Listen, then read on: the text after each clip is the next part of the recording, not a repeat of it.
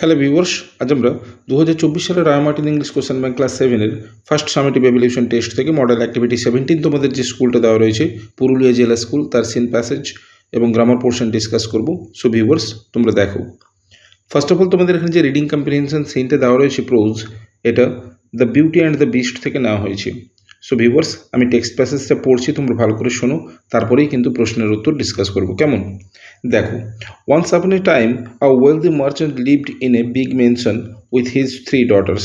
অর্থাৎ একসময় এক ধনী ব্যবসায়ী তার 3 মেয়েকে নিয়ে একটি বড় প্রাসাদে বাস করতেন। All of them were very beautiful, অর্থাৎ তারা প্রত্যেকেই ছিল খুবই সুন্দরী। The youngest girl was Belle, অর্থাৎ সব থেকে ছোট মেয়েটির নাম ছিল Belle. She was known for her loveliness and for being pure at heart, অর্থাৎ সে তার মনের স্বচ্ছতা এবং সৌন্দর্যের জন্য বিখ্যাত ছিল। হার সিস্টার্স, অর্থাৎ তার বোনেরা, ইন কন্ট্রাস্ট, অর্থাৎ ছিল তার বিপরীত, ওয়ার উইকেড অ্যান্ড সেলফিশ, তারা ছিল দুষ্টু এবং স্বার্থপর। But their fortune soon changed, কিন্তু তাদের ভাগ্য দ্রুত পরিবর্তিত হয়ে গেল। The merchant lost all his wealth in a tempest on sea, অর্থাৎ ওই ব্যবসায়ী তার সমস্ত সম্পদ হারিয়ে ফেলল একটি সামুদ্রিক ঝড়ে। So he and his daughter started to live in a small farm house in the village, অর্থাৎ সে এবং তার মেয়েরা একটি গ্রামের ছোট্ট খামার বাড়িতে এসে বসবাস করতে শুরু করলো। They had to work hard for their living, অর্থাৎ তাদেরকে বেঁচে থাকার জন্য কঠোর পরিশ্রম করতে হতো। সাম ইয়ার্স লেটার, কয়েক বছর পর, দ্য মার্চেন্ট হার্ড, অর্থাৎ ওই ব্যবসায়ী শুনতে পেয়েছিল that one of his trading ships had return to port, অর্থাৎ তার একটি বাণিজ্যিক জাহাজ বন্দরে ফিরে এসেছে। Somehow it had escaped the violent storm, অর্থাৎ এটি কোনোভাবে হয়তো প্রবল ঝড়ের হাত থেকে রক্ষা পেয়েছিল। Hence the merchant decided to return to the city to discover whether it still contained anything of value, অর্থাৎ তাই ওই সওদাগর ঠিক করলো বা ব্যবসায়ী ঠিক করলো যে সে শহরে গিয়ে দেখবে ওই জাহাজটিতে এখনও কোনো মূল্যবান জিনিস রয়ে গেছে কিনা।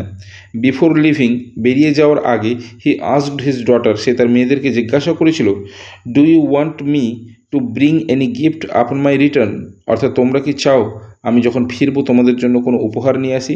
Both his এল্ডার daughters asked for jewels and fine dresses, তার বড় 2 মেয়েই সুন্দর মণিমুক্ত এবং জামাকাপড় বা পোশাক চেয়েছিল।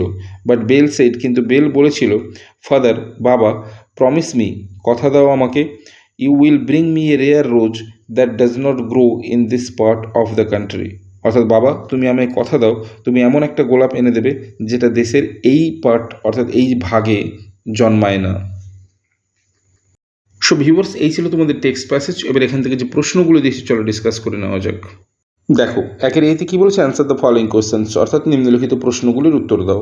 ফার্স্ট কোয়েশ্চেনটা দেখো কী বলেছে, where did the merchant start living after his Fortune changed, অর্থাৎ ভাগ্য পরিবর্তনের পর ওই ব্যবসায়ী কোথায় বসবাস করতে শুরু করেন।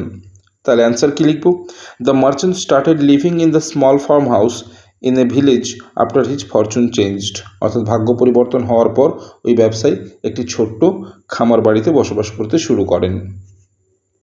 এরপর আমরা চলে আসবো 2 এর কোশ্চেনে। দেখো 2 এতে কী বলেছে, why did the merchant decided to return to the city, অর্থাৎ কেন ওই বণিক শহরে ফিরে যাওয়ার সিদ্ধান্ত নিয়েছিলেন। তাহলে অ্যান্সার কী লিখব, the merchant decided to return to the city to discover whether the trading ship lost during a violent storm on sea contained anything of value, অর্থাৎ ভয়ঙ্কর সামুদ্রিক ঝড়ের কবলে পড়ে হারিয়ে যাওয়া একটি ব্যবসায়ী জাহাজ বন্দরে ফিরে এসেছে, ওই জাহাজে কোনো মূল্যবান জিনিস আছে কিনা তা দেখবার জন্যই ওই ব্যবসায়ী শহরে যাওয়ার সিদ্ধান্ত নিয়েছিলেন। কেমন? এরপরে চলে আসবো আমরা বিয়ের দাগে। দেখো বিয়ের দাগে কী বলেছে, complete the following sentences with information from the passage, অর্থাৎ উপরের অনুচ্ছেদ থেকে সঠিক তথ্য নিয়ে নিচের বাক্যগুলিকে পূরণ করো। ফার্স্ট আয়ের দাগে দেখো কী বলেছে, the rich merchant lost his wealth in, তাহলে অ্যান্সার কী লিখব, এ টেম্পেস্ট অন সি, অর্থাৎ ওই ধনী সওদাগর তার সমস্ত সম্পত্তি হারিয়েছিলেন একটি প্রবল সামুদ্রিক ঝড়ে। এরপর 2 আইতে দেখো কী বলেছে, বেল ওয়ান্টেড অনলি এ, তাহলে বাক্যটাকে সম্পূর্ণ করবার জন্য কী লিখব, rare rose that did not grow in the part of the country where she lived, অর্থাৎ বেল একটি দুষ্প্রাপ্য গোলাপ চেয়েছিল যেটি দেশের যে অংশে তিনি বাস করেন সেখানে উৎপন্ন হয় না বা জন্মায় না। এরপরে চলে আসবো আমরা সি এর দাগে। দেখো সি এর দাগে কী বলেছে, find out words from the given passage which mean the following, অর্থাৎ প্যাসেজ থেকে শব্দ খুঁজে বার করো যার অর্থ নিম্নলিখিত। দেখো আয়ের থেকে বলেছে গট অ্যাওয়ে থেকে হবে এসকেপড। গট অ্যাওয়ে কথার অর্থ হচ্ছে ত্রাণ পাওয়া বা রক্ষা পাওয়া, হবে এসকেপড। এরপরে টু আইতে রয়েছে এ ভায়োলেন্ট উইন্ডি স্ট্রম, অর্থাৎ একটি ভয়ঙ্কর হাওয়াযুক্ত ঝড়, হবে কি টেম্পেস্ট। এরপরে চলে আসবো আমরা গ্রামার সেকশনে। দেখো দুইয়ের দেখে কী বলেছে, ডু অ্যাজ ডিরেক্টেড। ফার্স্ট কোয়েশ্চেনটা দেখো, রাম ইজ ড্যাশ, ব্র্যাকেটের মধ্যে দেওয়া রয়েছে কেয়ারফুল দেন রানি। ডিরেকশন কী বলেছে, fill in the blank with proper degree of adjective, অর্থাৎ ব্র্যাকেটের মধ্যে যে অ্যাডজেক্টিভ ফর্মটা দেওয়া রয়েছে তার প্রপার ডিগ্রি ফর্মটা লিখতে। যেহেতু বাক্যের মধ্যে দেন রয়েছে অর্থাৎ তুলনা বুঝিয়েছে, তাই আমরা কম্পারেটিভ ফর্ম ইউজ করব। তাহলে কেয়ারফুলের কম্পারেটিভ ফর্ম হবে মোর কেয়ারফুল। এরপর টু আইতে রয়েছে নেক্সট ইয়ার অভিক ড্যাশ, ব্র্যাকেটের মধ্যে ভার ফর্ম দেওয়া রয়েছে গো টু জার্মানি। ডিরেকশন কী বলেছে, fill in the blank with correct tense, অর্থাৎ সঠিক টেন্স বসাতে।